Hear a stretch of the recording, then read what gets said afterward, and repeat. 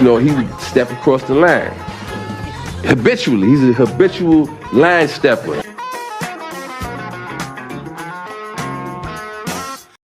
Make me happy. Thank y'all for joining us on the Habitual Line Steppers podcast. I am Garrett Charles Langley Henson. And I am Terry, Ricardo DeShazer the second. The deuce is loose, baby. What's going on with you, brother? It's a new day, Friday. We're gloomy as fuck here, though. Cloudy. Hella cloudy day in Raleigh, North Carolina. Can't tell you. Haven't seen the sun in days. This is bullshit. It's like I feel like I'm in Seattle or something. I don't know what's going on, bro. I don't mind. Yeah, I'm not getting sunburn out here. I'm comfortable. I forgot you paled up. I forgot. Oh, yeah. Come on, man. This is my natural habitat. All right, man. Shit, fuck it. Let's get it started. We talked about NBA a lot last episode, and we're going to do the same thing this time. But let's begin with your boy Lamar, and let's begin with those frauds behind your back, the Atlanta Falcons. So it wasn't like Lamar's getting all this slander for, I don't know, trying to get a contract for what he's worth. Now, Deshaun Watson, I felt like kind of messed up the game. And we can't blame Deshaun. We can only blame the Browns. You know what I'm saying? The Browns shouldn't have given him that contract. It makes no sense. I think it is split between two teams, but still, like the Browns. Come on, Cleveland. Like, what are we doing? It's Deshaun Watson. It's not Tom Brady. Like, that's a lot of money. 250 is crazy. But that being said, since we talked about Lamar last time, there have been 6 teams that dropped out of the Lamar Jackson sweepstakes, reportedly. Publicly dropped out.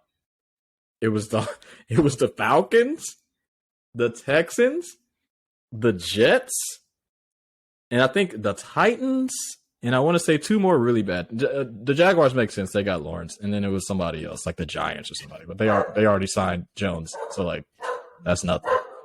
What do you think about your boys? Did you forget to mention the Bengals and the Chiefs as well? I didn't see those teams on the list. This list is so stupid, man. I don't buy this list at all. Diana Rossini, she's like, reports are coming out that I'm hearing today that the Atlanta Falcons are not interested in Lamar Jackson. It's like, what about tomorrow, though? What about when the NFL draft happens? It makes no sense. How would this behoove the Falcons at all to tell the rest of the NFL, makes no sense. This is what our plans are for the quarterback spot. So go ahead and prepare. It makes absolutely no sense. Especially, like, why would teams publicly say that they're out on Lamar Jackson? Who, by the way, like, barring injuries, has only lost 16 regular season games. Like, I think of all the quarterbacks that have started, at least the amount of games that he started, he's 4th in winning percentage. The dude's an absolute monster. So, like, publicly saying you are out on the sweepstakes is publicly saying you don't want to win any games. All right? Unless you have, like, a great quarterback. Like we said, a couple teams that were out, they were like, all right, I get it. But the Falcons and the Texans? Like, what are we doing here, bro? I don't get it. I mean, maybe for the Texans, I understand because it's like you guys got the number 2 pick. Like, you probably don't need to go trade a bunch of assets to get Lamar Jackson. And to be fair, it's like the Texans have been a losing franchise forever and just irrelevant. So it's like Lamar probably doesn't even want to sign a deal there in the first place. Like, yeah, maybe. I don't know. I mean, if they give him $250. A team like the Atlanta Falcons, I mean, look at the 49ers. They're like, yeah, we're still in the Lamar Jackson hunt. Like, why the fuck wouldn't we be? Add Lamar Jackson to this team, we go into the Super Bowl. Like, I don't know. Same thing with the Falcons. I just because Desmond Ritter's there. And they've been, like, transparent this whole time, being like, we like Desmond. We thought he put some good tape out there. We're definitely going to add to the quarterback room in some fashion, either via the draft or free agency. Yeah, you should. Like, we're not going to go out and say that he's the starter right now. We don't know what the future is going to hold.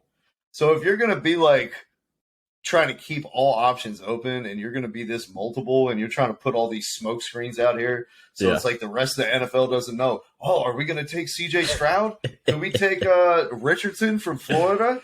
Are we going to just rock with Desmond Ridder? Could we trade for Lamar Jackson? Yeah. It doesn't behoove the Falcons to tell everyone, hey, these are our plans for the draft and for free agency. Nah, it is stupid. Respect to Diana Rossini. To the lady. I'm not putting a lot of credence in that report. And, the Falcons should just easily change their mind next week if, like, I don't know, the asking price of Lamar goes down $9 million a year. It's like, hey, we're back in now. Like, we weren't in for $60 million a year, but we're in for 45. Hey, all I'm saying is be careful with this public display of affection towards not getting somebody. Because last time, a couple teams all decided at once to collude. You got sued and you lost a lot of money to your boy, Blackfist Colin Kaepernick. All right, you need to be careful with this Lamar Jackson situation. Oh, I thought you were talking about Brian Flores. Nah. Just don't say anything. Shut up. Miami's still in it, right? I don't know. They might have been one of the teams as well. There's a couple teams that made no sense. I'm not sure. Tua, we don't know. But, I mean, Lamar was posting pictures of himself in a fucking Dolphins uniform. Yeah, I remember that. That doesn't make any sense. I remember that. Look, look, bro's asking for a lot of money. He is. But is he worth it?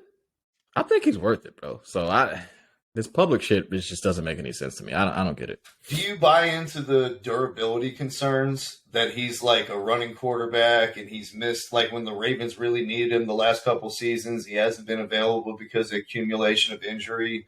He's heading into his prime, late 20s, like all the time when your body starts breaking down. Does that give you cause for pause, given a run-first guy with durability questions, $200 million?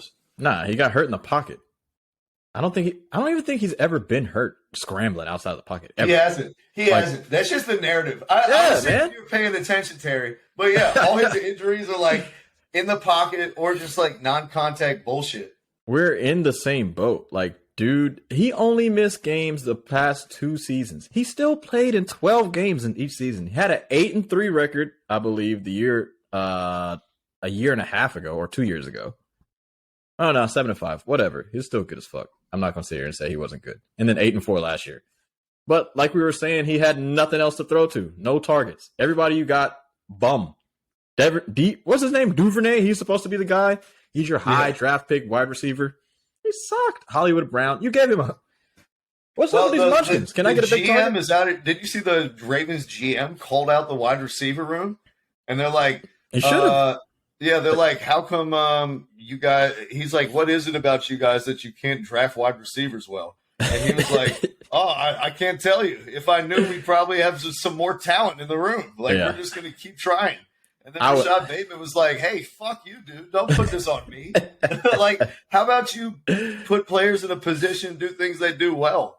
Yeah. And he was like, don't put this on me and Lamar. This on the coaching staff and the play calling and all the other dumb shit going on behind. It's on a lot of stuff. I mean, I haven't done like a deep dive on, if there were other receivers that they could have drafted that are better, or other receivers that were drafted later that are better than the guys they got now. But I'm sure there are. Yeah, it's always a couple. But the fact that the guys have been complete duds is not a great look for the Ravens. And if the Ravens want to be cheap, that's on them. The fact that Hollywood Brown was like, send me to Arizona, lets you know everything. Where he was like, I can't wait to sign up for Cliff Kingsbury and Kyler Murray. That lets you know exactly how those players in the locker room feel about the offensive coordinator and the Ravens staff. That's crazy. It's crazy. I don't know. He's asking for a lot. You think he's going to get what he's asking for, bro? It's a shitload of money. 251? I don't know who's going to give it to him. It's going to be interesting. Oh, wait a minute. Hold up. 251. Oh, the Panthers. No, the Panthers. They were the other team that said they were out. Publicly. Why? Yeah, exactly. That's what I'm asking myself. What's going on? They're not going to win. You know what I think? What? I think this is like, you remember when LeBron left Cleveland and he had the decision? Yeah. Mm-hmm. And Memphis was like, we're pulling ourselves out of the LeBron James race. It's a bluff. They're just like, we know we don't have a chance. Yeah, that's what the Panthers are doing. They're like, they heard from Lamar, like, I'm never going to fucking Charlotte. Nice try, guys. And they're like, we're out on Lamar Jackson. I feel like, honestly, Lamar would fit perfectly in Charlotte. I'm not going to lie. Like, with Frank Reich, that'd be a hand-in-glove fit, 100%. No, the city, not the coach. The coach decision, that's also... Right, the city, we fucking love him here in Charlotte. Yeah. That'd be awesome. But, no, the coach decision is also something that, has a lot of questions to be asked. But we'll move on from that. Lamar, I don't know. This 250 is crazy. It reminds me of the Rudy Gobert trade. Coach right now? Who's their coach? It's not Jeff Saturday. I don't know who it is. Who is it? I'm not sure. I forget. Then they hired somebody. We forgot who the fuck it was, right? I forgot or who no. the fuck they hired. I'll look it up. But Yeah, I don't know, man. Lamar, Where the do you see Deshaun. him playing next season? Like, what uniform is he going to be wearing if you had to bet your house? I'd probably say it's going to be Chicago or Baltimore, bro. Baltimore might sack up. Chicago? Chicago? We got the assets. Those Atlanta. Bears I still fitting think glasses. Atlanta. I still think Atlanta is probably going to get him. I still think Atlanta's probably going to get him. Most likely. What about you? Who do you think is good? I hope so. I'd like Atlanta to get him. Where else is he going to go? Like, who's going to just throw themselves out there all of a sudden, like out of nowhere, and just scoop up Lamar Jackson? Vegas is talking crazy. They need to make a splash out there. They just got a bunch of money that they saved by getting rid of Derek Carr. They got Devontae Adams, the legit number one receiver, That's and Darren Waller and Josh Jacobs. You got great weapons out there. Yeah. You know, that could be a sneak fit.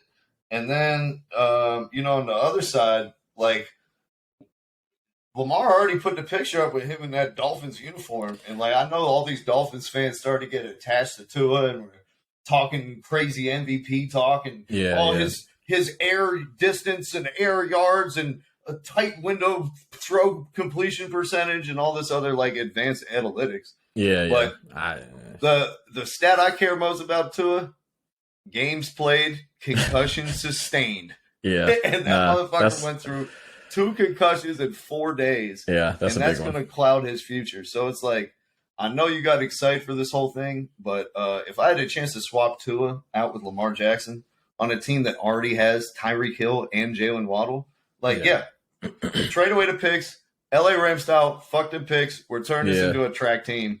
We'll see you later at the Super Bowl. I think that's one I would like to see. And here's the thing about the NFL, too, in which everyone loves. All their games are at 1:00 Eastern time. You know, it's not like I'm going to miss Dame score 70 because he did it at midnight. You know what I'm saying? Every time some great shit's going on, I'm going to be able to see it. So it doesn't really matter where he goes. We're still going to be able to see them. Miami, that'll be sneaky. I'd love to see Miami because those 2 dudes out there, Waddle and Hill, that'd be insane. But I don't know. Deshaun, man. Good job, Cleveland and Deshaun. You guys really Rudy Gobert this shit the fuck up. Traded 6 first-round picks. Anyways, yeah, I don't know. It was just weird that, like, you know, some teams dropped out of the Lamar Jackson shit publicly. Just like, you don't have to say anything. You know you're not going to get him, so just shut up. The Atlanta one was weird to me, though. But besides that. I think also, like, you see this happen in the NBA sometimes, too, where it's like somebody signs a deal so terrible that the next summer everyone's, like, afraid to sign people to a long-term deal. Yeah. Like, we saw it, I want to say with John Wall, after he fell up the steps after signing a Supermax. It was like a lot of that. In the league, people were like, "Ooh, I don't know now, actually, about making this move and commit." After we saw what just happened with this guy, and I feel like that kind of happened with the Deshaun Watson situation. It's like a year ago, everyone was real hyped for Deshaun Watson, and now having a year of perspective, it's like I think a lot of teams that were in the race are like, "Man, we sort of may have dodged a bullet by not getting this dude," and change their perspective. You know, when you have a similar situation. Yeah, but for all the talk about Deshaun Watson, it's like motherfucker was relatively healthy. He was good. You know, when he wasn't being suspended, he was on the field. I'm not going for the slander of Lamar. I'm not doing it. He played 12 games in both of those seasons. I don't give a fuck. Like, Baltimore surrounded him with garbage ass players. I'm not trying to hear this dude's hurt. He missed 9 games. What did he fucking do? He played in all 3 seasons. The 3 seasons before that, played in all the fucking games. All right, didn't miss a game. MVP, second year of the league, MVP. I'm not trying to hear that shit. Dude's fine. He's perfectly fine. Surround him with a good team, you're gonna win. If the Eagles had fucking Lamar Jackson, they're winning the Super Bowl. That's all I'm saying. Lamar's better than Jalen Hurts. Ooh. Come on, bro. Okay. What are we doing? Are we forgetting what he was? Hurts ain't win no MVP. I love Hurts. He ain't win no MVP. The offensive coordinator for the Eagles. Lamar ain't never made the Super Bowl though. Hey. Cool. His team wasn't as good as the Eagles ever. No, they were. They are. They're the preseason betting favorite. Their offense is fucking outstanding. They're the team I picked to go to the Super Bowl. They got no offense. All they do is run. That's why they get stopped in the playoffs both times. When they went to the playoffs, they were like, "Oh, you guys don't have any receivers? Press hard, no safety help, 0 blitz. Good job, Lamar. Let's see what you can do." Nothing. My receivers ain't open. Yeah. Fuck Good you luck wanna do? doing that next year to Kyle Pitts and Drake London. If he's in Atlanta, that'd be nice. All right, let's switch gears, bro. Let's go NBA. Fuck Lamar. Lamar, get your money. Oh, Lamar, if you don't have an agent, so you know what's going on. You need one of those boys. Yeah. You need one of those boys. The collusion, man. They're like, listen, you know how much money you're costing NFL agents in general? Why would anyone have an agent if you get a record-breaking deal without one? They're like, all the agents are going to collude and be like, no. Yeah, this will ruin everyone's profession. I think some of that is going on, but I mean, at the end of the day, is he worth $250? You said you'd be fine with it. Yeah, I mean, the motherfucker's like 26. There you go. So stop slandering his name. Stop slandering his name publicly out here, bro. I'm just throwing out why people may have some hesitation. Those people are not me. Okay, I'll give him the bag. I go ahead and give him the bag, but it does change things when it's like you see a team gives $200 million to Ben Simmons, and then has more fouls than points midway through the second year of that deal. Like, you're going to be a little bit more hesitant for the next guy when he comes up if he has some flaws. I got you. You know, you'll be a little apprehensive. I get it. So let's just move on from one allegedly injured player. But you're saying it's a conspiracy. It's a conspiracy. They're colluding. Slightly. It's slightly something going on because it doesn't make any sense. The dude was an MVP of the league and has really only missed 9 games out of what? Like, he played full rookie 50, year. Something like that. He played all the games his rookie year, all the games his second year, all the games his third year. Missed a couple at the end, the year before last, and then last year he missed a couple at the end. But team was still good when he got hurt. The team was in the playoffs when he got hurt. We know that. They were a 3 seed. They were a 3 seed. Bro, in the AFC. I agree with Kendrick Perkins. The only reason Lamar Jackson has an MVP is because he's white. No, but look, like, I actually think about what I said. They were a number 3 seed in the AFC, and the AFC has all of the fucking quarterbacks. All the great players are all in the AFC right now. It's like the fucking West in 2008 of basketball. Like, these dudes were a number 3 seed in the AFC. Lamar Jackson's a really good fucking quarterback. He wins. That's all I'm trying to say. He's that dude. You're saying there's something ain't adding up. Something ain't adding up. And Terry, you know what? Fred VanVleet agrees with you. Let's take a listen to Mr. VanVleet, who spoke to the media after his game. He felt this is awesome. This was awesome. Yeah. My man VanVleet decided to take one for the team and speak on behalf of all NBA players and their frustrations with referees this season. Let's take a listen to what Mr. VanVleet had to say. I mean, I don't mind. I'll take a fine. I don't really care. I thought, Ben Taylor was fucking terrible tonight. I thought that on most nights, a couple of out of the 3, there's 1 or 2 that just fucked the game up, and it's been like that a couple games in a row. Denver was tough, obviously. You come out tonight, you're competing pretty hard. The third quarter, I get a bullshit tech, changes the whole dynamic of the game, changes the whole flow of the game. And, most of the refs are trying hard. I like a lot of the refs are trying hard. They're pretty fair. They communicate well. And then you got the other ones who be dicks and just kind of fucks the game up. Nobody can see that shit. He's right. He's right. He's absolutely 100%. Right. He's absolutely right. Go ahead. Let me hear what you got to say about this. We're going to be on agreement on this one. Hardcore. Oh, yeah. I mean, this goes back, like, all the way to the days of Tim Duncan getting a tech for laughing on the bench. Oh, that was, you know what I mean? Your boy, Crawford. Yep. Joey Crawford. To Chris Paul and his feud. Who's the current ref who always gives him the bit? Scott Foster. Scott Foster is the dude, bro. And I think he's a good ref, but he definitely has some personal grievances against a lot of dudes in the league. It's a little wild. It's a little wild. I shouldn't know refs' names. Like I said, tenured refs, it's like he said, it's like they think they're part of the spectacle. Like you're not. You have some like holy ordained authority that people are supposed to bow down to you. It's like, no, man, you fucking to float a game up. People are here to see the players, not to watch you go back and forth with somebody and give double techs out. Yeah. See, here's my thing, bro. Me and you are not a part of the NBA officials media, right? I shouldn't know who Scott Foster is. I shouldn't know who the fuck VanVleet just said. I shouldn't have known who the ref that fucked up the Jason Tatum foul on LeBron at the end of that game. I should not know any refs. Me and you should not know any ref's name. Joey Crawford shouldn't know his name either. The only ref's name we should know is a dude who was fucking cheating. Now, with that being said, yeah, and Richard Jefferson. Yeah.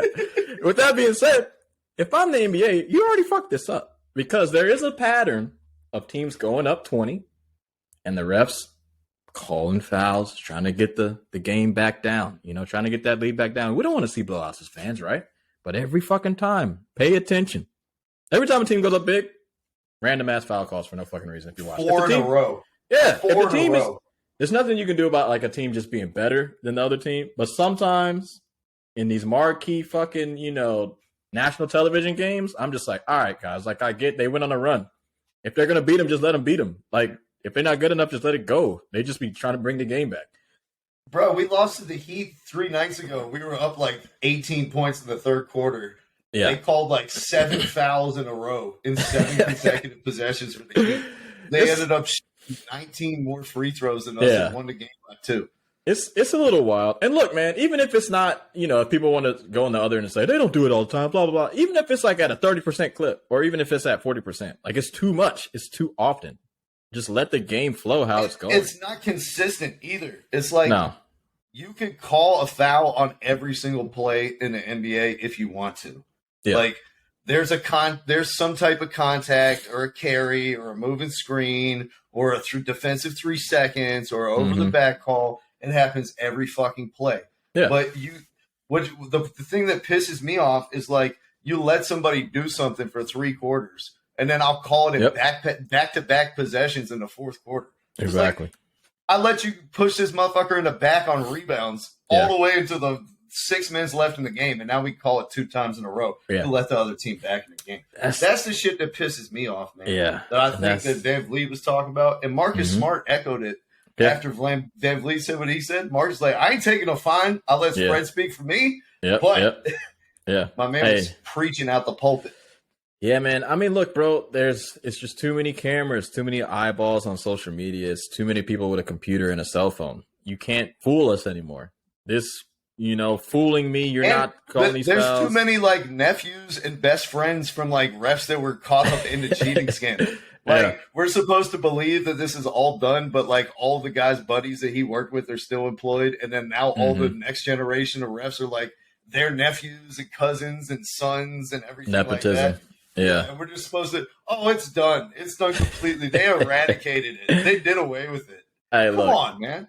A lot of the talk I've been hearing from a lot of my favorite NBA guys, it's not sounding good, man. The league, like, I'm not complaining about the league itself.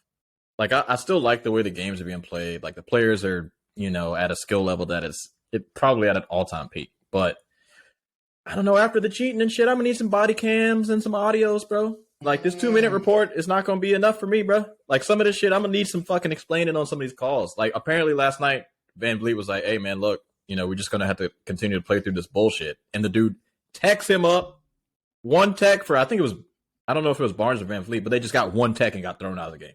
It's like, come on, bro. Like, if he didn't say a fucking slur or to tell you to, like, suck his dick or something, like, you can't throw him out of the game. For being like, hey, man, Barnes got ejected like a couple nights ago because he was talking to himself. He like wanted a foul call and didn't get it. He was like, "You got to be fucking kidding me" or something. As he's running back to court to himself. Like that's what I'm saying, bro. They called it a second injection. I'm gonna need some audio, bro. Audio and body cams. Adam Silver, you did this shit. The league is out of control, man. It's a lot of weird shit going on. Trae Young got a tech this week for going like this. I don't think it's a problem though. Like, I don't think it's night in and night out. Like, it's always the refs sucking up games. That's not true. But there are instances in which, like, you're just looking at it like, that smells fishy, bro. Like, come on, come on, just let it go. I don't know. I tell you what, man, it's not even across the league. Like, the Lakers and the Warriors, they're on national TV a lot, so they get the best refs. Yeah. The Magic, they get like all rookie refs all season long, bro. That might be why their record is so bad.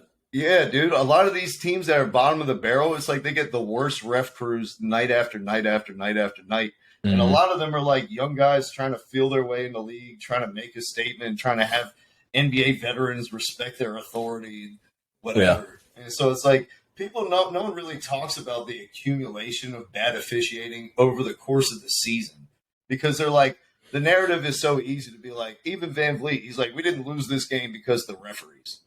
And that's what everyone always says. We didn't lose tonight because of the refs. We didn't lose because of one bad call. There were so many things we could have done to impact the game. But over the course of the season, all these bad calls accumulate. And there are 100% some teams that get a shitty end of the stick compared to like some of the marquee franchises. And that's something that's not really talked about. Yeah, I don't know. The referee assignments, not the actual calls, but who's being assigned to ref which games intentionally. They're like, we know you suck. These are two shitty teams. Go have the worst refs. Go roll the ball out here and have some fun. Yeah, I don't know. I haven't looked at that in depth, but you're probably right about that. But yeah, I don't know. It's a little fishy, but shut up. No, I'm just playing. VanVleet, bro. The dude, what's the dude's name who gave him the tech?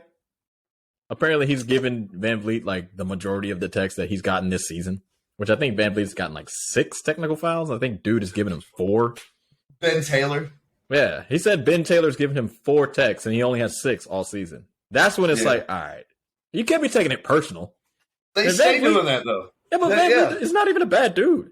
And then the Tim Duncan, Joey Crawford shit made no sense to me either. It's like, Tim Duncan? Motherfucker ain't even talking. Ben Foster, he just doesn't like Drake. That's it. Look, I mean, I get these dudes, like, they're human, but it's your job to not overreact to shit. It's literally in the job description to not overreact to the emotions of the NBA players. Like, that's in the fucking contract. But whatever, man. You know, you guys do you. Keep getting paid. Do what you do. The league is protecting the refs. It feels like kind of more than the players. You know, and that might be egregious, but I think it's true at points. At points it is. I mean, all they have to do is put out the rundown. But, you know, you mentioned that, like, it's on the refs to officiate the game, and it's on, like, part of what the refs' obligation is to not get overly emotional and to respond to the emotional part of the players. And Draymond Green spoke on that a little bit this week, trying to wind up Dillon Brooks before they played last night. On his podcast, he was talking mad smack about Dillon Brooks. Yeah. Basically called him an idiot. He called him stupid, said he lacked emotional maturity. His team is going to lose because of him. They can't wait to get rid of him. A lot of smack.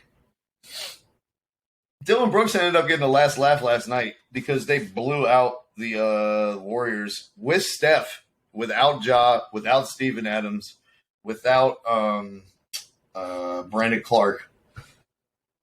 Dillon Brooks had 15 points, 7 assists, had a pretty good game. Draymond Green had a good game for his standards, 15 points as well.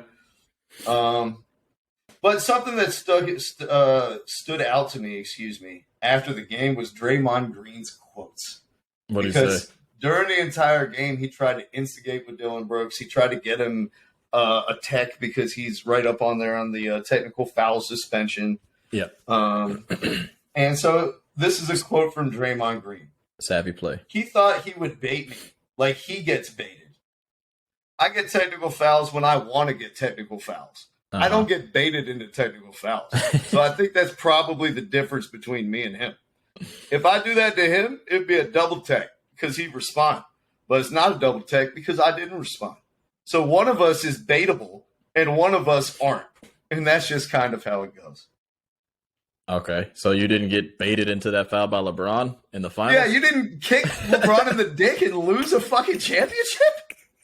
That's exactly what he explained. In a fucking interview with JJ Redick, he was like, look, I got kids at home. I can't just let this man stand over me like that. I had to do something about it. You got baited, dumbass. But whatever. You know, can you be a changed man? I don't know. That was a long time ago. But Draymond, come on with the hypocrisy. Stop it. Stop it, Draymond. Something like one of the most emotional dudes I've ever seen on the NBA court. That's an egregious take, dog. That's hilarious. Go ahead. Do your thing, Dre. Do your thing, man. That's funny. That's self-awareness funny. Green, man. I love it. That's fucking hilarious, man. What you think about that game though last night, bro? He's like, I Memphis don't get kicked baited their into ass. reacting with people. I just punch my teammates in the face on camera in preseason. That's That's true. not I the forgot guy I about am that. this season. I forgot about that shit. I'm sure someone has a montage of like Pole and Green interactions all season. Yeah. I gotta look that shit up. Yeah. But what you think about the Warriors getting their shit smacked last night, bro? That was humiliating, dog. They got beat by 20. No job. Is Steven Adams back? No, he's out for the rest of the year. There So you is go. Brandon Clark. Oh, yeah, that's right. He tore his Achilles. No Ja, no Clark, no Adams. 20 points. Steph's No back, problem. too. Steph They is got- back. They got Ty Jones. They don't need Ty Ja Morant Jerome. anymore. Ty Jerome. Ugh. Ty Jerome. No. His crowd- No. his- I'm talking about Who you Tyus talking- Jones. Oh, No. Lord. Yeah, I'm talking about the Grizzlies. Ty Jerome. Isn't his No, yeah. two-way deal expired? Hasn't he Yeah. played like all of the two-way games that he's allowed to play, and he has to go back to the G League now? I'm not sure, but when I was I watching know him that play, happened with Anthony Lamb. That was his last game last night for the Warriors. He's not eligible to be played unless again they- the rest of the season, unless they sign him to an actual contract. which they won't do because they're $60 million above the luxury tax threshold. So Hey, he's they- done for the rest of the year. You they can won kiss the chip. Anthony Lamb goodbye.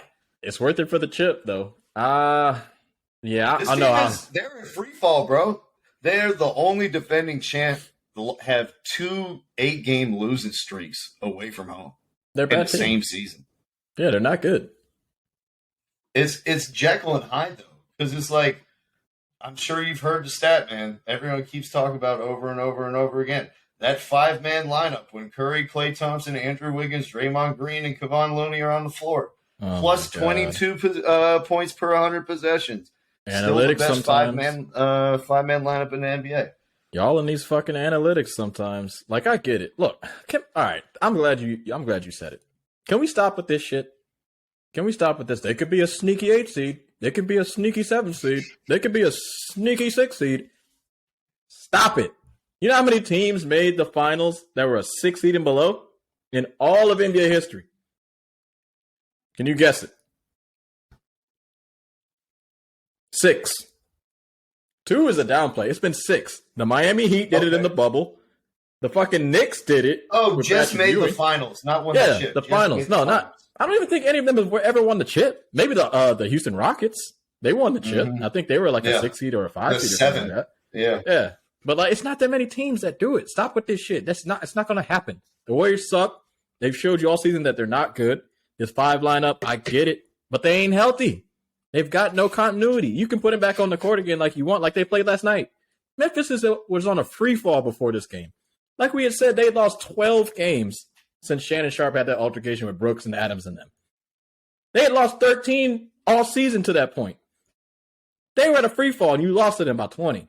It wasn't close. The whole game, it really wasn't close. Like, every time you snuck back, it was like, nope, Memphis, splash 3. All right, up 9, up 12 again. Like, get out of here. The Warriors aren't going to do shit.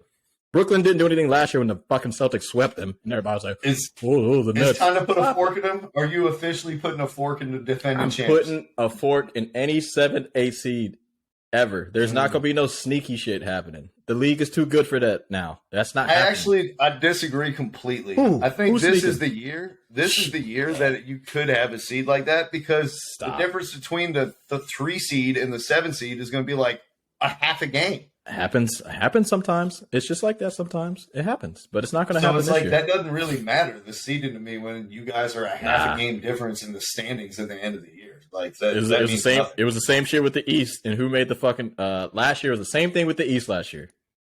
The difference between the 3 and the 6 was hella close. It was like a game away. Who made the fucking Eastern Conference Finals? The Heat and the Celtics. The Heat were the number 1 seed. The Celtics were the number 2 seed. Get the fuck out of here. It's not happening, guys. I'm not trying to hear it.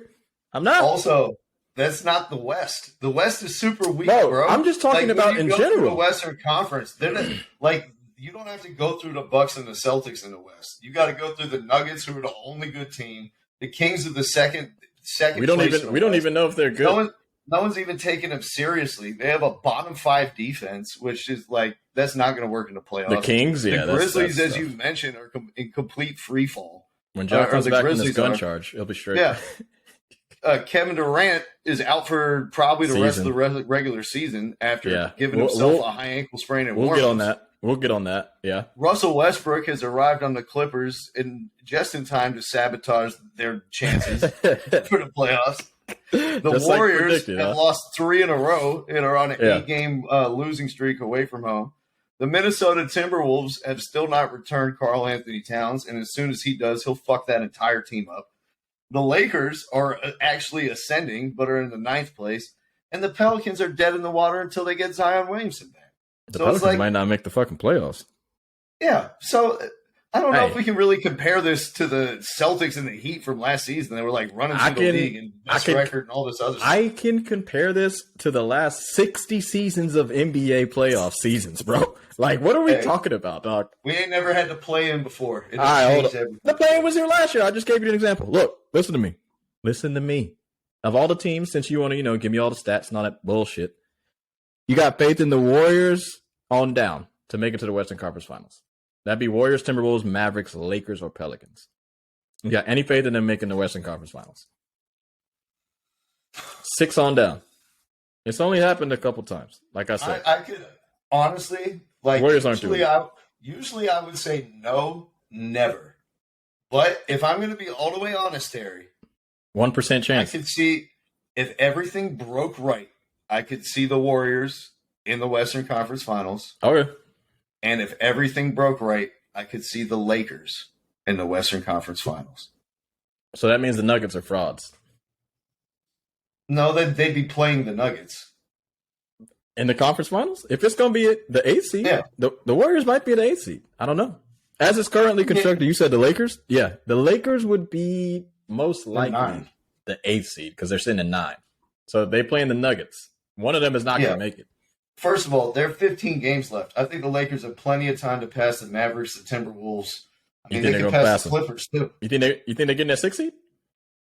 They're looking pretty good. Could. I can't fake. They are looking really good. They're looking better than like everyone else. It's like the stock is going down, and it's like the Lakers, the stock is going up.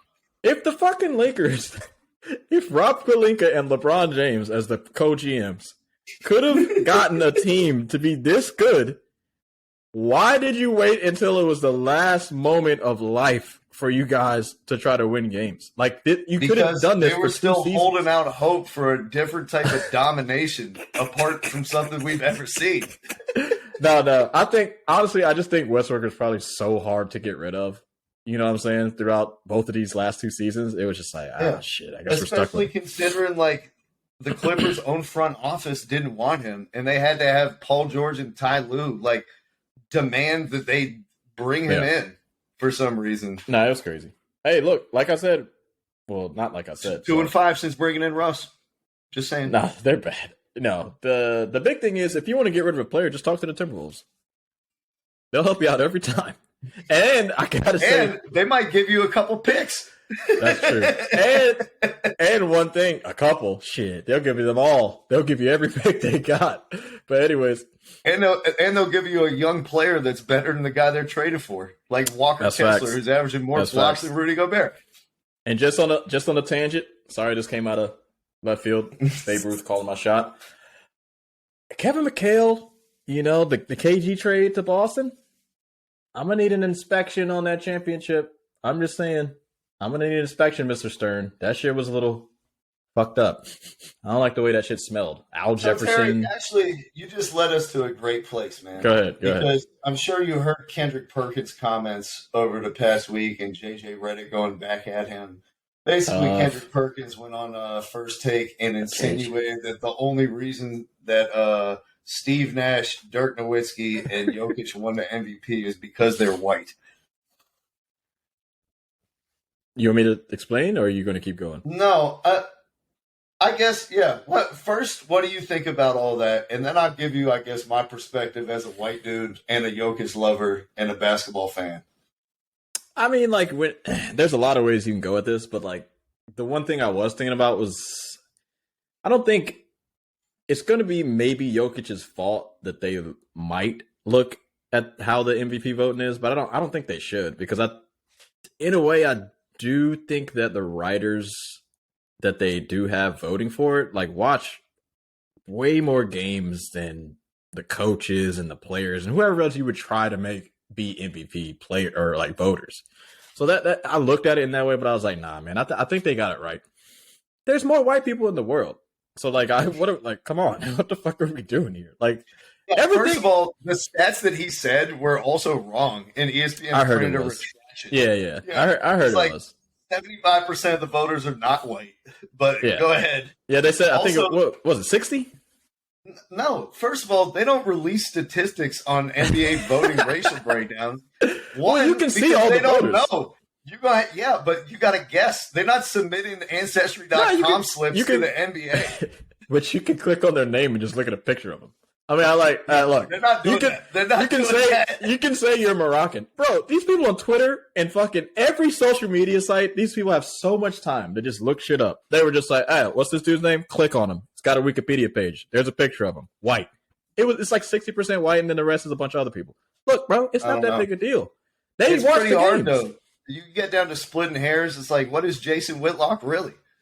Let's not even go crazy, right? Let's be dead ass serious and just look at the Nash and Nowitzki fucking MVPs, and then you can be like, all right, maybe it's a conversation, maybe it's not. Does Jokic deserve each MVP that he has got, or at least in the conversation of the shit? 100%. And Nash, like we talked about before, everyone's issue is with him getting the 3 in a row. It's not with him winning them individually. it's only an issue because Jordan never got one, Kareem never got one, and LeBron never got one, which is like arguably the top 3 players of all time. Like, I get it. It's weird, but I did a little statistical deep dive, Terry, going in Basketball Reference, looking up players with similar statistical profiles to Jokic, trying to see like who he could be compared to in NBA history and to provide some more context for this whole MVP discussion. good. Do you know who the only player who can compare to Jokic in terms of production who was never surrounded with an all-star talent in his first 8 years in the league is? Could you guess who that player is? No, go ahead. Kevin Garnett. KG. Okay, he got one MVP. That is the closest example that they gave to Jokic. He's an all-time great. Does anybody say Kevin Garnett didn't deserve an MVP? Did anybody say Kevin Garnett should have done better in the playoffs? Does anyone hold this against Kevin Garnett's career resume that he didn't go to the finals with Minnesota? He didn't have a single fucking all-star alongside him? They did. That's why he only has one MVP, though. No. Dude, he's competing with Tim Duncan, who was like 4 Hall of Famers on his team. Yeah, and he's tough. out there with Latrell Sprewell. It's tough. guys, And it's a regular season award. What do you want them to do? Like, if they include the first and the second round, then we can have a combo. But it ain't no combo. The dude I'm just saying, everybody wants to combine it all together, and they're like, "Oh, we can't give 3 MVPs in a row to a guy who's never even been to his conference finals or has never been to the finals." And it's like, how many other guys have been there without ever playing with an all-star? Yeah, Not that's one. true. He's never played with an all-star at any point in his career, and we're going to hold it against him because he hasn't been to the finals. Guys, And guess isn't what? The 2004 Detroit Pistons. All right. And guess what, guys? He's probably not going to make the finals again.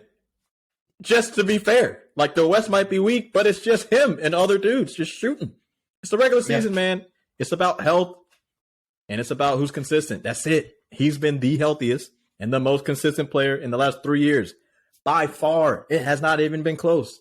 He might win 6 more MVPs, and there's nothing that a single one of you can do about it. Do you smell what The Rock is cooking? The motherfucker is great. You can't stop him. If LeBron was getting these same numbers right fucking now, we'd be like, this dude's a fucking go. The numbers are crazy. The dude's shooting 63% from the field, man. All right, he's getting 10 assists and 13 people are rebounds. accusing him of stat padding. Kendrick Perkins talking about he's stat padded.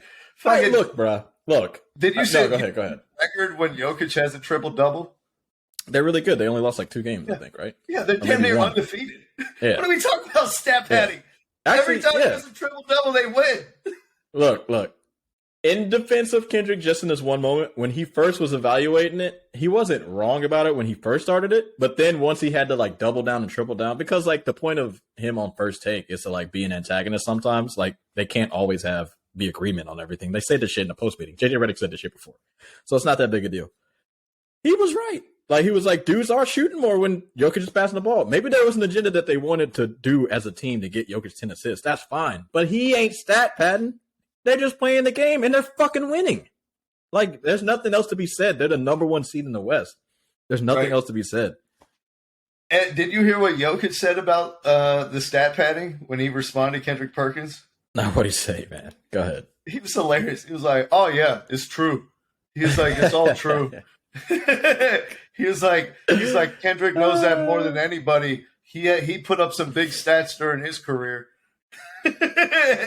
He was That's like fun. Kendrick Perkins. He started the stat padding with all the double doubles he put up. Oh wait,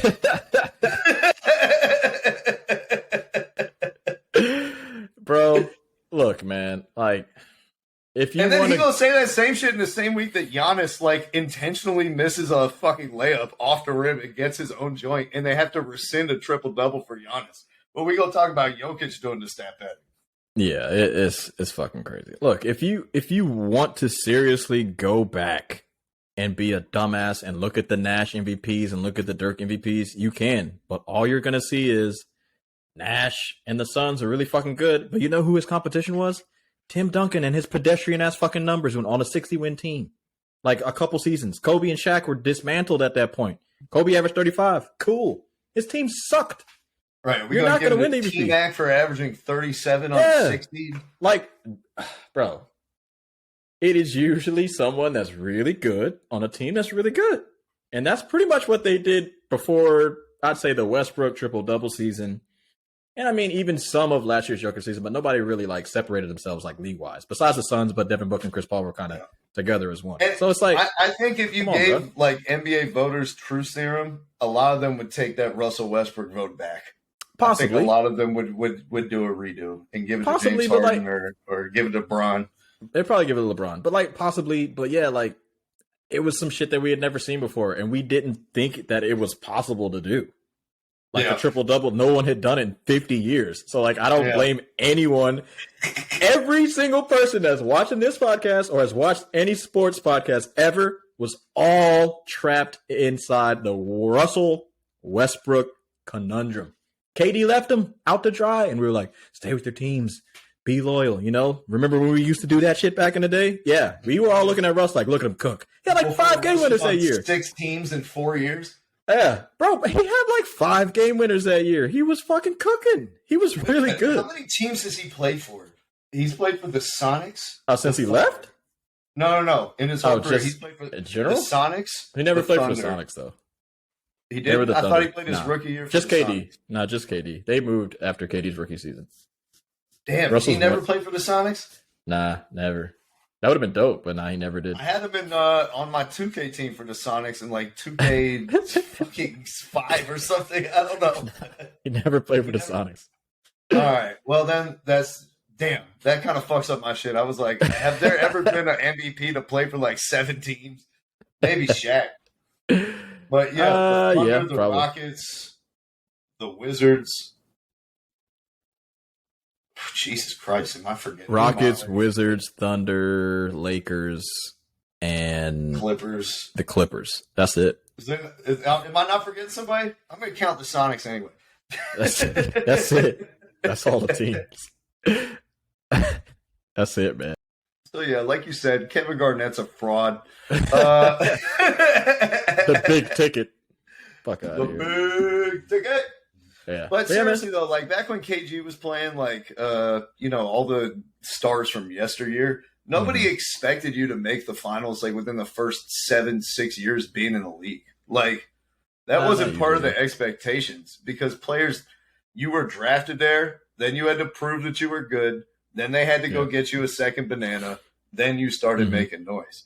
It wasn't like it is now where it's like you get drafted and then you put up 25 in your sophomore year and then you demand a trade and now you're a second banana to Kevin Durant.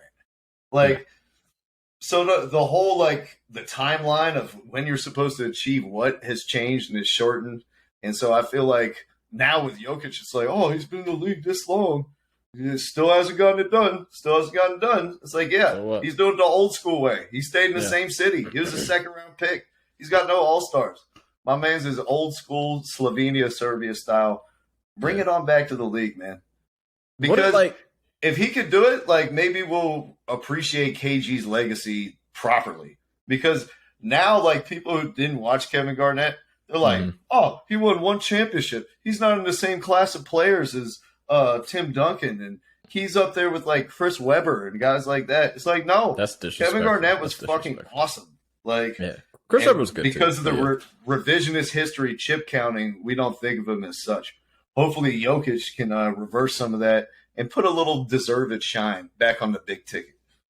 Yeah, hopefully, man. Yeah, y'all gotta chill the fuck out with the chip counting. If we're doing just chips and like just making the finals and shit, your boy MJ wouldn't be number one. He might not even be number two. You gotta chill. I mean, he only made 6 finals in 15 seasons. So he's a bum now? Like, come on, bro. The fuck are we doing? Yeah, Anyways. he only did the same thing Jokic is, not making the finals until he gets an all-star teammate. What a bum. Pretty much, right? This Michael Jordan guy sucks. But yeah, man, I don't know, man. It's regular season. I feel a little bit bad for him. I said this in the beginning before we had this discussion. He might change the rules, bro. This guy might change the rules because nobody is like dominating enough to do it. Like, I just don't see him not doing the same thing next year and the year after that. Like, I don't think anyone's going to take his throne. Yeah, you know what I'm next, saying? like 10 years, he's not going to get any less athletic. Like 10's crazy. But he's going to be doing. He's gonna like be doing Tom this for a Brady. while. He doesn't use his athleticism in order to be good at basketball. Well, like if this because isn't like a Derrick Rose situation where it's like the explosiveness went, and now he's not the same guy. no, the thing I'm saying is like, so like Joel's getting 33 a game, right? And we haven't seen that. It's been a minute. Like, that's a really high points per game average, and he's on the number 3 team in the East or whatever the fuck. And Giannis is getting like 31 or 32 or some shit and like 12 rebounds and blah, blah, blah, blah. Like, they're having great seasons. But, you know, Jokic is shooting like 63%. I think Jokic is going to be number one in all the advanced shit for the next 3 or 4 years. All I'm saying is, like, what is it going to take for somebody to beat him out for a regular season shit? Like, I think they'll change it into like watching the first round and the second round, and Bro, that'll be your MVP. They couldn't wait to give it to somebody else to have him beat it out this year. Going into this season, the storylines were there's no way Jokic can win a third MVP. Going into the season, we said on this pod, I was like, the only way that Jokic can win an MVP is if his team has the best record in the West and he averages a triple-double. Yeah. And what the fuck is he doing? Yeah. And he deserves his third one. I'm just saying, who's going to stop him for the fourth one? Nobody's stepping up. Because if next season he's going to have to average a quadruple-double. But to be honest with you, though, if 33 points a game, 10 rebounds on 53% shooting, 85% from the line, a 30 PER, he's like second in defensive win shares, second in win shares, I think overall, maybe third. That's Embiid. If he ain't winning it with those numbers, you ain't gonna fuck with him. He's not. Yeah, nobody's gonna be. I'm sorry, Embiid. I still have Giannis over you too. Yeah, he's leaping, baby. Your boy, Giannis. The Bucks are number one. I think the only person who Joel Embiid. I should have picked his movie, Forever a Bridesmaid, Never a Bride. Well, hold on. Let me ask you this question too, though. Right? So I think up to this 27 dresses. That's what the fuck his movie is. Yeah, up to this point, we both agree that Jokic is the MVP, right? Yeah. So if he doesn't end up winning, if Giannis sneaks it from him, is it still going to be like, are we still going to be mad about it? Like, is there still going to be conversations? Or are we going to be kind of sneaks it from him, I'm going to be like, the only reason Giannis won this is because he's European. That's the only reason he won is he's European. Now, what do you think the conversation is going to be? Are we going to be happy that Jokic didn't win his third one? Because up to this point, I think he deserves it. But if Giannis and them still dominate like they have been, they've been 19-1 in their past 20, which is fucking crazy. He's been really good. But, you know, his efficiency is not going to be Jokic's. But if he's number one in the East, I think he might be able to do it. It's going to be tough, though. Yeah. I mean, that's the blueprint, being like the best two-way player. And he's if a fucking if Giannis wins like defensive player of the year and is like runner up for MVP or whatever, a lot of people are gonna be like, yeah, he's the best player. If you're the second best player on offense and you're the best player on defense, you're the best player. He should get it. I never thought that. I mean, you might have thought. I never thought Jokic was better than Giannis was. Like, I think Jokic. That's not what this award is anyway. Yeah, that's what I'm saying. And when they asked NBA players who's the best player in the league still, they said LeBron. And I don't know if they're wrong. They because, did. like, if it comes down to Game 7 in the finals, I don't know how many guys I'm taking over LeBron. I don't know about LeBron now. That was some of the past players. I get it, but Giannis is the best player in the league. But the MVP and best player is different. You know, it's not always going to be the same shit. But that's not the case. Wow. Best changes depending on the situation, too. Like, is best who's going to, like, has the highest floor? Is best who has the highest ceiling? Is best, like, who's most consistently going to take me to the promised land? Is best, like, who's the most versatile and can win against the most teams? Because it's like some of these guys, you know, you'll look great against the Clippers and the Grizzlies and other shit like that, and then you run into the Bucks and the Celtics and you get blown off the court. So it's constantly changing, but right now I think Jokic is in the driver's seat. I think so. I think he's the best. I think he's the best player in the league. I'll say that. Jokic. I think he's the best. Nah. I don't think the roster construction is good enough to win a championship at this point. I think we're all being a bit seduced by how much better Jokic makes all his teammates, and we're forgetting that he's surrounded by league average guys. And except for it's Murray. really hard to win a championship when you're surrounded by average or above average players. Yeah. Like, I think Murray and Porter are really once good. they bring in a legitimate rim protector like next to him, who like a Vanderbilt more, or like a supercharged Aaron Gordon, somebody Siakam. like that, or even a Robert Williams type. You know what I mean? Like, I don't know. They still need floor spacing, but I get what you're saying. They still but when Jokic can shoot, like you could have one guy who can't shoot out there, and hopefully he can protect the rim.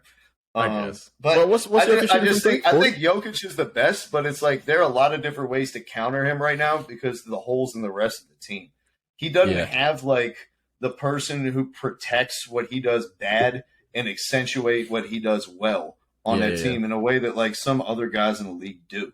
And once he gets that guy, like Giannis has his Drew Holiday to defend point of attack, stop all that stuff, post up smaller guards. He has his Chris Middleton to take the contested shots at the end of shot clocks, to be the bad shot maker. You know what I mean? Yeah. He has those guys that complement his skill set so he can focus on what he does best and not have to do everything. Jokic, he's still expected to do everything. And when he inevitably doesn't, because I don't think he's going to win a championship this year, I don't think that he's going to be able to get it done with this lack of supporting talent around him. When he doesn't come through, maybe we'll start realizing he's had to carry too big of a load, and we need to start putting specific pieces around him to optimize what he does the best and to protect against what he does the worst, which is protecting the rim. Yeah. I just think I'm rooting for him in the playoffs like hard because the MVP discussion is already kind of getting toxic. And it's already kind of getting like diluted in a way. I just don't want the league to look bad and like change what they've been doing because like, yeah, of course we see that this guy is the best, regular season player, but we aren't looking at his team to win the championship. That doesn't happen often. And it's only really happening with like him and Westbrook, to be fair. Not a lot of other people can kind of say that, but if he looks bad again in the playoff, not bad. I mean, he still fucking played really well versus the Warriors. He just averaged 5 It's not turnovers. like he single-handedly dismantled the Clippers dynasty. Right, he killed them. They've never been the same since Jokic ruined them. No, that's facts. And like I said, like he played well versus the Warriors. He just didn't shoot the 3-ball well, and he turned it over 5 times. But he still was like really fucking good. I just don't want it to get toxic, man. I'm rooting for him to be really fucking good in the playoffs, or Giannis just leapfrog him because I don't want that conversation again. He's gonna be doing the same shit every year, guys, and you're gonna give him the MVP. 77 guys. Guess what, Kendrick Perkins? It's not going to be because of caucasity. It's going to be because he deserves it. Perkins' dumbass ain't about to get no MVP vote ever because he's doing this dumb shit. No, isn't he a 2-time Shaq and a full MVP? Nah, I don't know. He might be.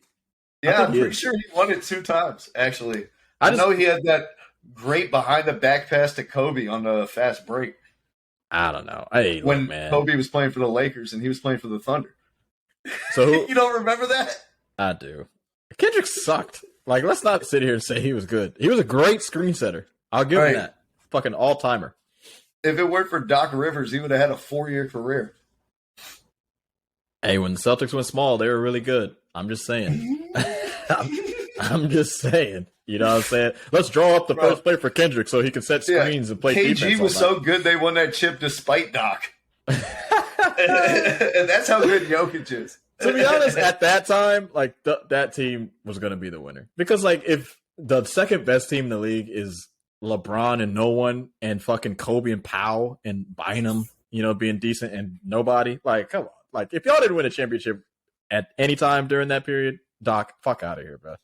Bro, that's what it feels like this year. It's like, dude, if the goddamn Celtics or the Suns don't get it done this year, like, y'all just... The Suns? Hey, let's pick on the Suns, by the way. I don't know if they're going to win, bro. I thought they were the favorites.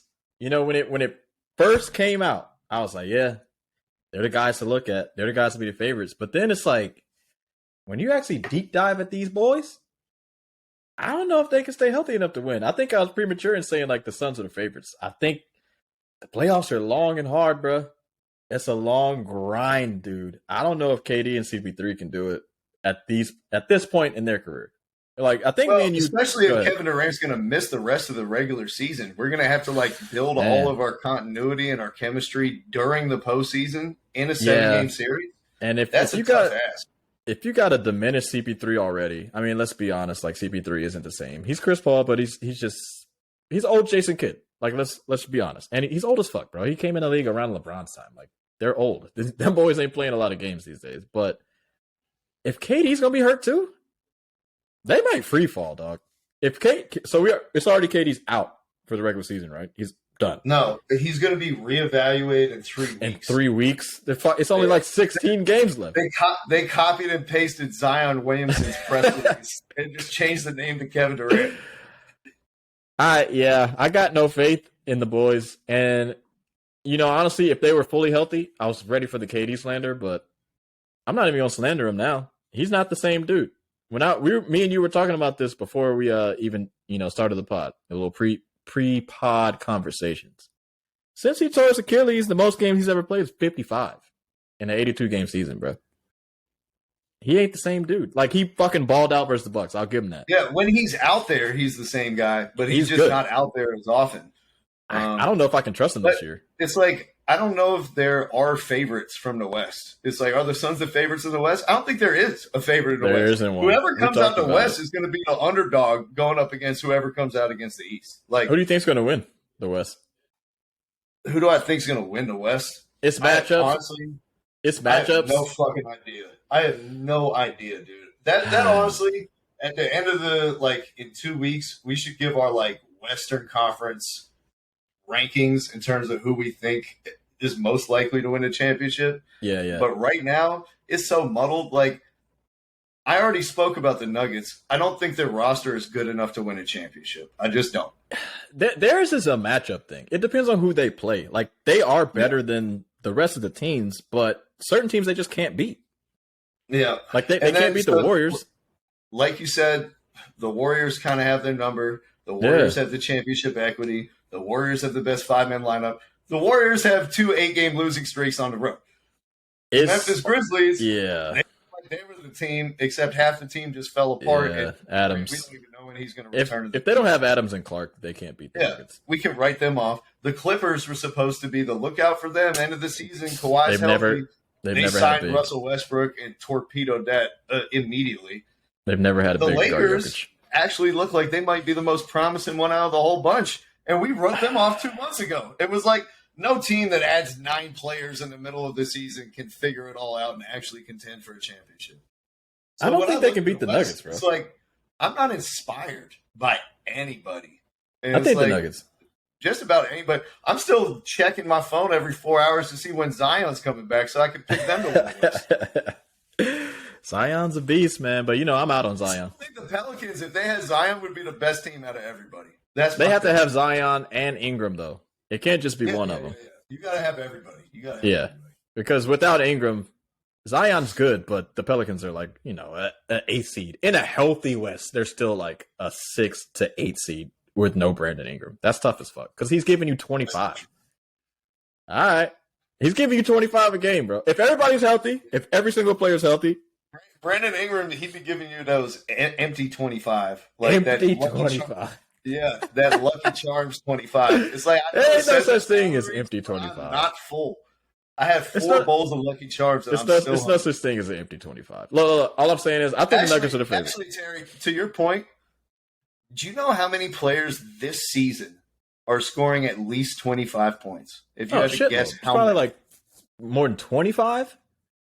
More than 25. You got the number? You got it? You got. I'm going to say. I'm going to go high. I'm going to say 31. Oh, Jesus Christ. More than one per team? That is high. That's definitely high, Terry. Motherfuckers out here scoring crazy these days. Some games I'll be watching, dude, and I'm just like, this motherfucker, if he played for this team, they might win a championship. Yeah. It's like every team. It's not every team. 20. It's 20 guys. Okay. 20 guys are scoring at least 25 a game. Do you know how many scored 20 a game 10 years ago, Terry? 10 years ago? 25? 2013? Yeah. 7? 8. Yeah, they're horrible. Welcome to the new NBA. Bill Russell, move over. So when you say there's no such thing as an empty 25, I present you Brandon Ingram. That's not empty. Well, Brandon Ingram's only played, 30 games this year? I can't fully evaluate him like that. Bro, everybody likes to say it's because we haven't seen CJ, Zion, and BI all on the court together. Like, that's the problem, man. I still think they have the highest ceiling out of everybody. And if Zion can somehow pull like I'm coming back right before the playoffs bullshit, like, I'm not going to lie, dude. I'll hop right on that Pelican string. Ingram with 31 games, that's crazy. It's a little bit more than Zion. That might be less, actually. I'm not going to lie. How can you fake on your Nuggets like this, man? I think the Nuggets are the best team in the West. It's over. Nobody's beating them. I've been watching them more and more and more, and it's like in the playoffs, you have to be able to win multiple ways. You got to have multiple solutions and multiple answers. That's facts. And I'm concerned about like the ability to get stops, dude. The lack of rim protection. Thomas Bryant, he couldn't block COVID if he had a vaccine intravenously. He's the one who asked for the trade. Can't protect the rim. Jokic can't protect the rim. Michael Porter Jr. is not what I'd exactly call a rim. He's like a weak side helper. Aaron Gordon is 6'8" or 6'9". Like, he can't block a shot. I don't know what's wrong with him. Yeah. So, like, that's very concerning to me. And I think teams are going to find a way to attack that in the playoffs and make them do stuff that they don't want to do. And you're not just going to be able to be like, we're Barcelona. We play the same way every game, and you're going to have to adjust to us. That's not going to work. You're going to have to adjust to. I got something. I'm going to throw it out there. You might like it, you might not. I love it, though. Is Nikola Jokic the new Rudy Gobert of the playoffs? Is he the liability defensively? Hey, Rudy gave me, 3 defensive player of the years? Wait a minute. There's no question he's, not a great defensive player. But no one's ever calling Jokic a defensive player of the year. Like, he's not getting exposed.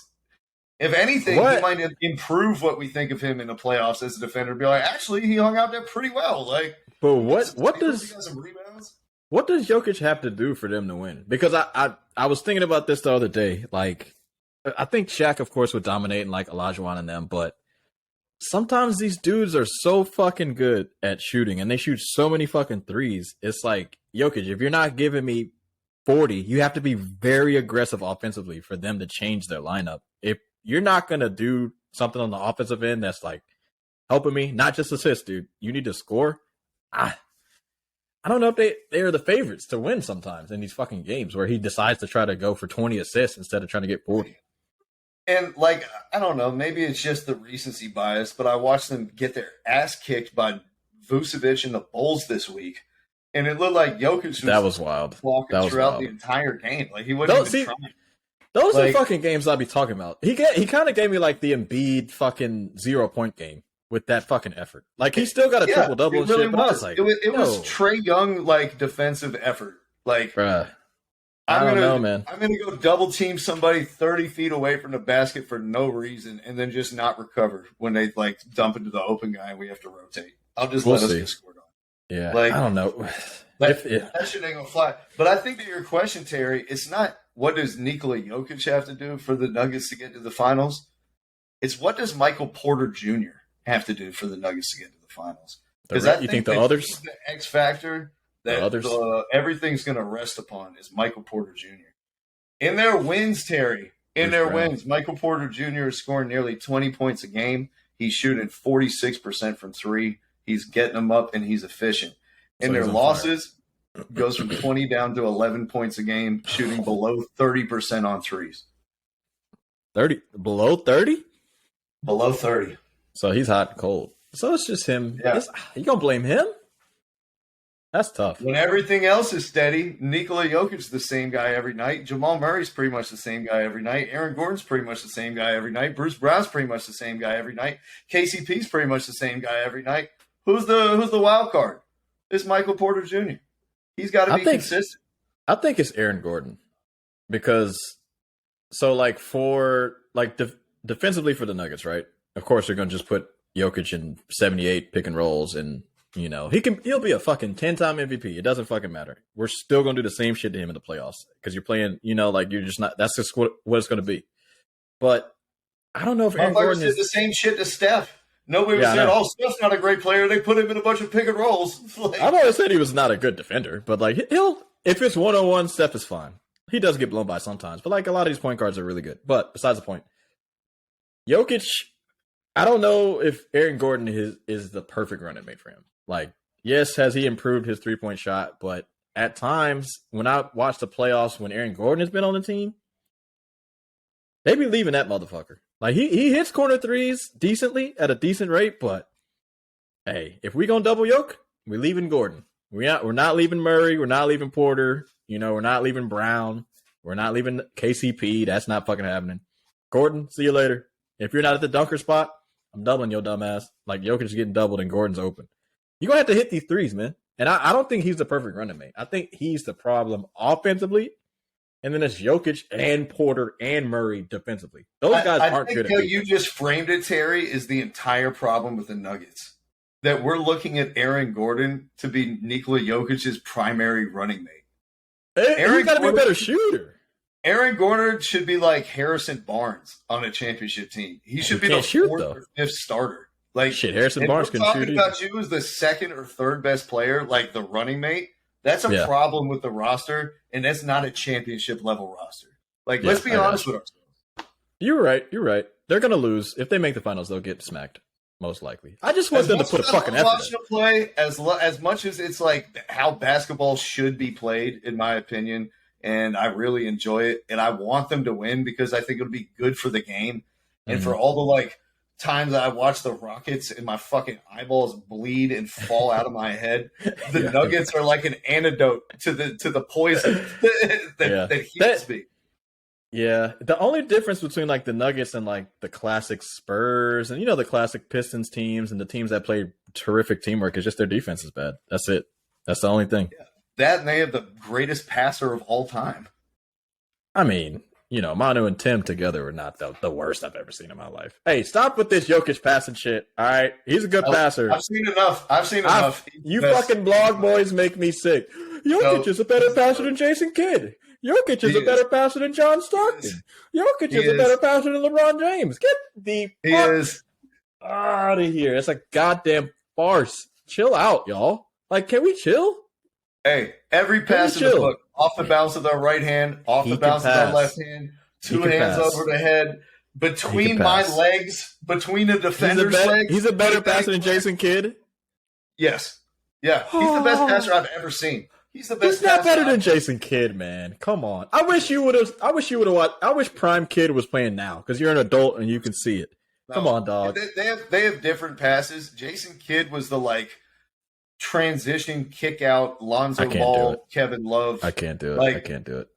He was the best ever at setting up a fast break and getting people to run in transition. Jason Kidd was, in my opinion. Magic Johnson. But the way that Jokic, not only can he run a fast break, he can get it off the glass, push himself, and create for others. He also can handle the ball, running the pick and roll. He also can pass out of the high post. He also can pass out of the low post. Every geometric spot on the court, he's an elite level passer from that. He can pass. Yeah, he can pass. You can't say the same thing for any other player. Jason Kidd is why he's Jason LeBron. Kidd. Now LeBron is Magic Johnson. Magic Johnson. Are you sitting here and telling me that this dude? So if you're saying he's a better passer than Kidd, yeah, he's top 5. The best. He's top 5. He's the best. No, he's top 1. He's the best passer I've ever seen. Nikola Jokic is the best passer I've seen with my elbow. Okay, I can give you with your own eyes, but I'll still probably give you LeBron. I can't do it, and Kidd for me too. I can't. The other thing that I love about Jokic's passing is he makes the passes that are not assists, and I think that that's a crucial thing that people don't understand. Watch Jason Kidd with the Knicks and the Mavs. What the fuck are you talking about? Right, he was good at that as well. Jason Kidd was a great hockey assistant. The Knicks, but I'm talking about making the mundane play. Not like the Kobe assist where you draw 2 guys and then you kick out to the. No, I ain't talking. We're not talking about that. We're talking passers, bro. Yeah. We're talking pure passers. I'm talking about how he just works a dribble handoff. Have you ever seen anyone operate a dribble handoff better than Jokic in the history of basketball? Chris Webber's pretty good at it. Can't fake. Chris Webber's pretty fucking good. Don't fake on Chris Webber like that. Come on, Jokic. They don't run. I'm gonna need for you and the kids to look at some Chris Webber passes. Chris Webber averaged 5 assists a game, which is phenomenal for a power forward. Different era. They play different. Not that different, where it's twice as much. Come on now. C-Web didn't go toe to toe with the boys. C-Web got straight cheated by an actual cheating ass ref, and we were talking about cheating ass refs earlier. Almost beat Kobe and Shaq, bro. I'm not gonna sit here and say passer for a big man. Nikola Jokic is the best passer. Period. There are levels to this. The best passer ever. The best passer you've ever seen is very fucking wild. All right, I'm gonna pull up the Knicks roster. And no. Listen to me before you go. Making passes that I haven't seen since Rondo. The 2-finger tip passes where it's I redirect the ball in midair to somebody else. I might take Rondo over him too. Look, Jokic is a great passer. I have to look up the Knicks roster and the record when they won. I think almost 60 games. And you're going to be I can't believe you didn't bring up Pablo Prigioni. He was, for him to be on that team and almost play 20 minutes a game too. Jason Kidd was the guy. It wasn't Melo. It wasn't fucking Mike D'Antoni or Rod Woodson or any of those motherfuckers. It wasn't none of them. Jason Kidd was a dude. Hey, you watch the Knicks during that time? I mean, we're passing that bitch like hot potato. Pop, pop, pop. Steve Novak got $60 million because of Jason Kidd. Get the fuck out of here, bro. Stop it. This is not even what we do. Listen, I'm not saying Jason Kidd sucks. I just think Jokic could make a bigger variety of passes because of his size and the way that he's utilized. You're just saying size. So you're saying size. You're saying size now, but before you were saying he's the best passer you've ever seen with your eyes. Right. That's a flat out lie. Jason Kidd is a better passer. Steve Nash is a better passer. I'm not saying John Stockton, but I'm saying Kidd and Nash, better passers. Maybe we value different things, but the way that Jokic can get it is anywhere. There's no action in basketball that he's not elite in passing out of, whether he's the initiator or the connector or the finisher, whether his back is to the basket, whether he's getting it on the catch or he's dribbling towards the hoop. Every scenario, he's an elite passer in every single scenario. Even if it's passing to somebody who doesn't make a shot and it's just a simple dribble handoff to Michael Porter Jr. that he gets 40% more open for a pull-up 3 than he usually does because of how Jokic screens and uses his body to, create some contact after the handoff. all the little tiny minute things, the way that his teammates run to the basket full speed, expecting the ball right in their hands every single time. Mm-hmm. These are all the reasons that I got to choose him.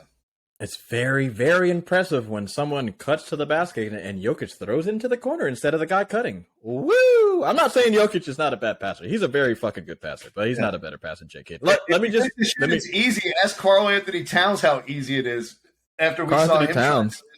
Yeah, his Jokic impression the last 25 games of last season when him throwing one-handed passes out of bounds. He just sucks at basketball. There's nothing I can do about that. All right, 2000. I'm making a home run pass. Now listen, 2012, and Jason Kidd won versus the Miami Heat with LeBron, D-Wade, and Bosh. They won a chip because of Kidd and fucking Dirk and them. All I'm saying is 2012, 2013, New York Knicks regular season. You know what I'm saying? 54 wins. Number 2 team in the East. Big passing out here. J. Kidd out here fucking beasting. Expected win-loss for the Knicks that year, I think, was 49, and they won 54 games, bro. Big J. Kidd, 74 games. Played 74 games. What an overproduction, 5 games. Wow. They weren't supposed to win. Who's the fucking second best player on that team, bro? Tyson Chandler. Who do you think it was? Tyson Chandler. He sucked. Oh, tap rebounds. That's when they started counting those taps. They were like, oh, Tyson got 30 rebounds this game. He's tapping it, motherfucker. Whoever caught it got the goddamn board. Fucking whatever, bro. You can have whatever you want. J. Kidd's a better passer than Jokic. You're right, though. I couldn't agree more on that. Whoever ends up with a basketball in their hands, that's a rebound. That's a fucking board.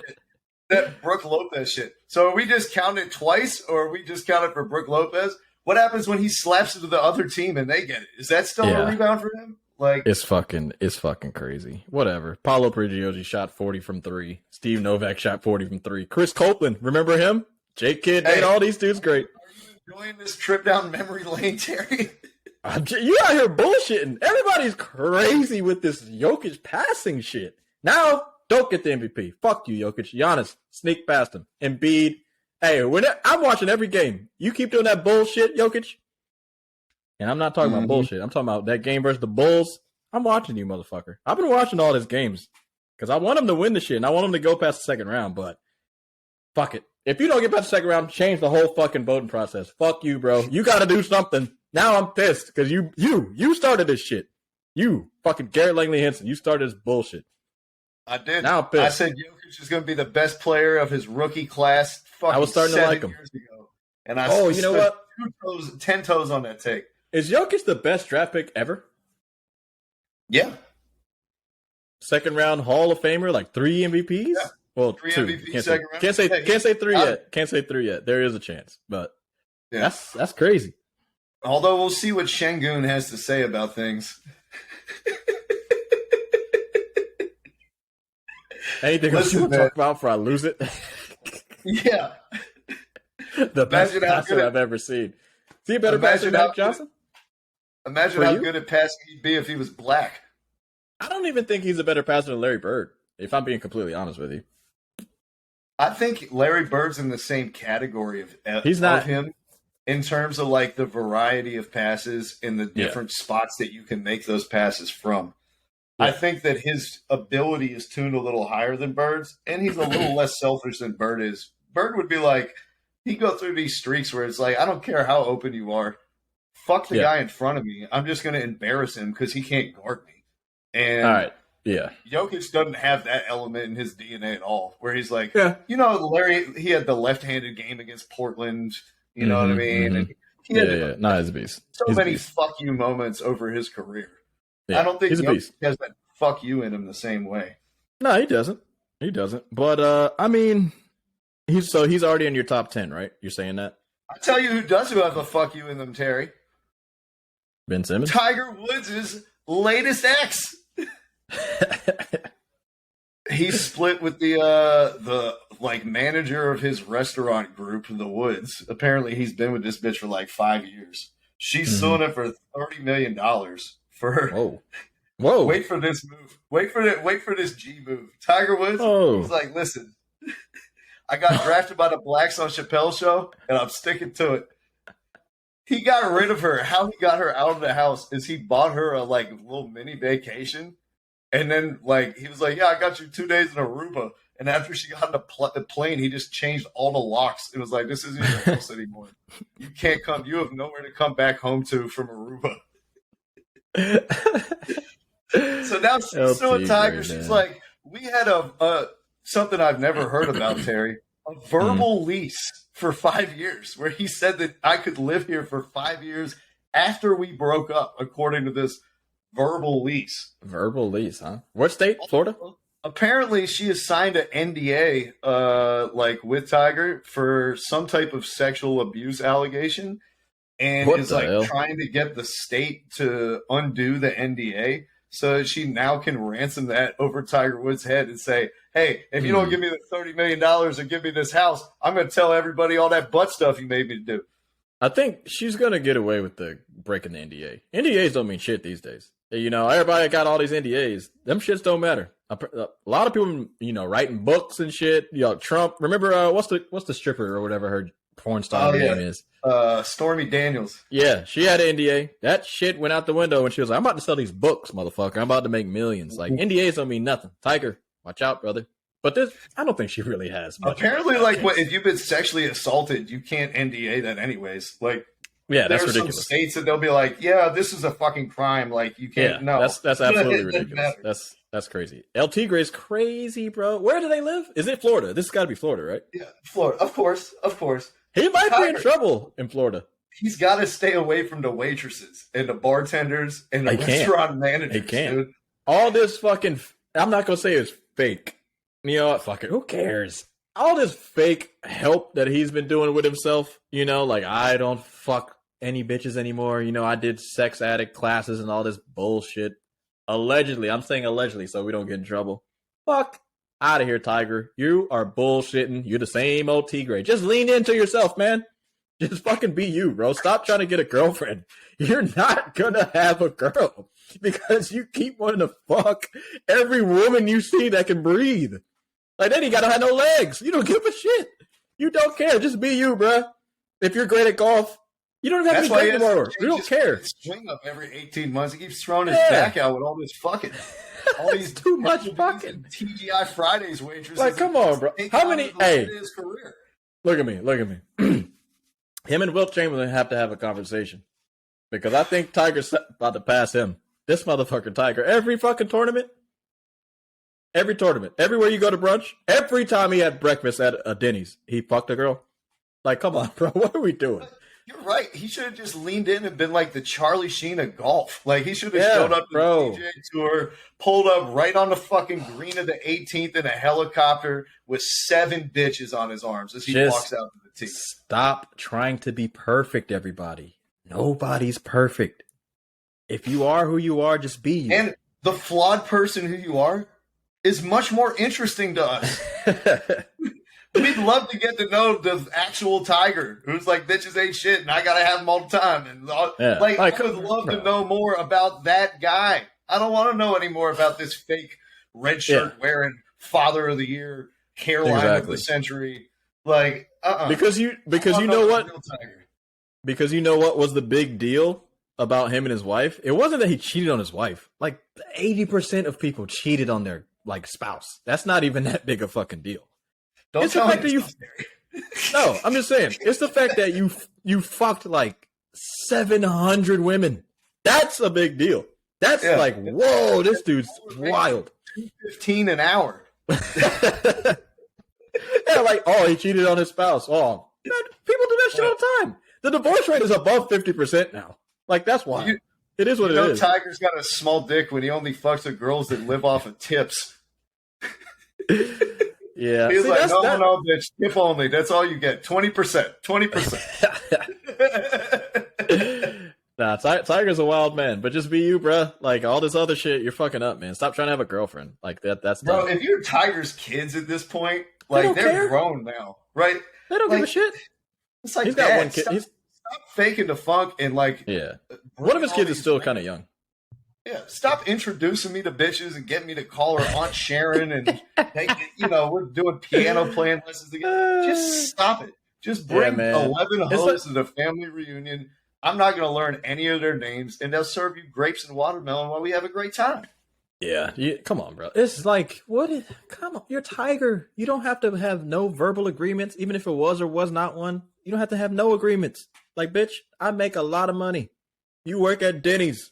Come here. It's over. I do applaud the audacity, though, to go He's from being wild, a man. manager at a restaurant to living in Tiger's house for free That's for dope. 5 years. That's dope. Saying, we have a verbal lease, and he told me I could live here for 5 more, and I'm suing for $30 million for being broken up with after a man who owned a home broke up with me and kicked me out of his home. She's just trying to get what she wants. She might look. You always, bro.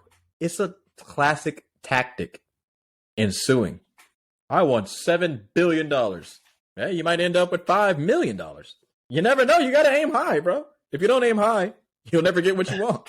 She doesn't want 30 million. If she gets 1 million, she'll be like, got Tiger's dumbass. What a dumbass. And Tiger's like, got rid of that dumb bitch.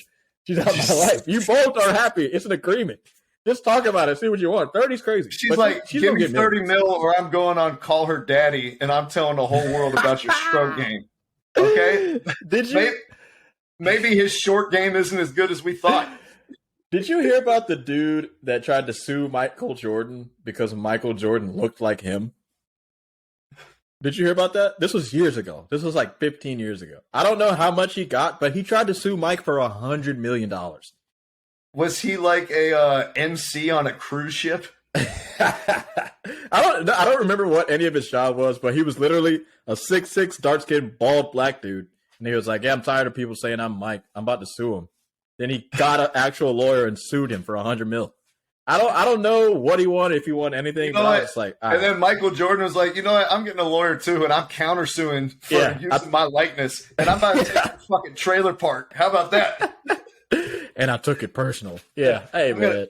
I opened a Nissan dealership right where your front porch used to be. Shout out to Tiger. Shout out to this girl, though. She's a wild one. Tiger, just be you. Stop it. Stop having girlfriends. It's done. Tiger was like, if I just start my own restaurant chain, I won't have to worry about blowback from Applebee's and Chili's. I'll make the Woods Restaurant Group and then just fuck the manager from that. Fuck that. You know how like Mike had Michael Jackson had Never Never Land? You know what I'm saying? Like, Tiger, just put Denny's, Burger King, Waffle House, IHOP, just put all them shits in your backyard. Hire your staff, keep them recurring, have actual managers too. Have somebody actually be the owners of the restaurant. Like, hey, I want this a real franchise. Like, everyone can eat here. I'm waiting on the amateur porn video of Tiger Woods fucking a Waffle House waitress in full view of the whole restaurant. That's what I'm waiting for. To be honest, if he sponsorship just like the Twisted Tea redneck. Yeah. To be honest with you though, like, if he actually had sex with what number of women that I think he has, I'm surprised there's no videos out. Like, not a single one. I'm actually surprised that not one person was like, let me videotape this shit. Like, did he just like take their phone? Fuck. I'm pretty sure he just like, as soon as they walked into his house, he just took their phone and fucking threw it in the garbage. It's like, you'll never touch this again. Derek Jeter, there's like a vacuum that sucks up your phone right out of your pocket when you walk across the threshold. If we ever get super famous and shit, I want Tiger security because somehow shit ain't getting leaked crazy. There's no video. I want whoever's the head of his security, I want them to be mine when I walk around because ain't nobody got no film on him doing anything crazy. I'm going to get the head of the CSA at the Charlotte airport, some black woman who's 700 pounds who has her uniform sprayed onto her. She's going to be the one to keep out all the trouble. It's worked really well for Charlotte. Yeah, man. Charlotte, the worst sports franchise city ever. Wembanyama, he's coming to change everything, baby. Let's go. Direct flights. Like I said, direct flights to France. Charlotte and only a couple cities can say that. Wembanyama, listen to me. Stop lying. You know what you like. He's coming. And then that guy can say, I own a team that the number one pick in the NBA plays on. And get sued by Michael Jordan again and have him take his dialysis machine. What are the chances Mike ever wins a championship as an owner? You think he'll ever do it? 0%. Are you talking like NBA or is like a NBA championship? Oh, okay. NBA championship. I mean, he might win a chip in Steph Curry's fucking what is it, cornhole league. But I don't know about the NBA, man. Mike's 60, bro. He's giving 60 me years serious old. Jerry Jones vibes. Running out of Jerry time. got one, though. But Jerry got a couple. Though, Mike, even though he's rich, he's still black. So that's like 81 in white years. 81? 60? Yeah. 60-year-old black know. man? I don't know. It might be the opposite. Starting for me. time that he's looking at cutting off a foot to, drag this out. Diabetes. Come on, son. All right. Anything else All you right, want to guys. talk about? No segues? No segues. No We outta more. here. We're out of here. I'll see you on Tuesday. North Carolina continue to stand up. Thank you for listening to our podcast this evening. Thank you. You're far too kind.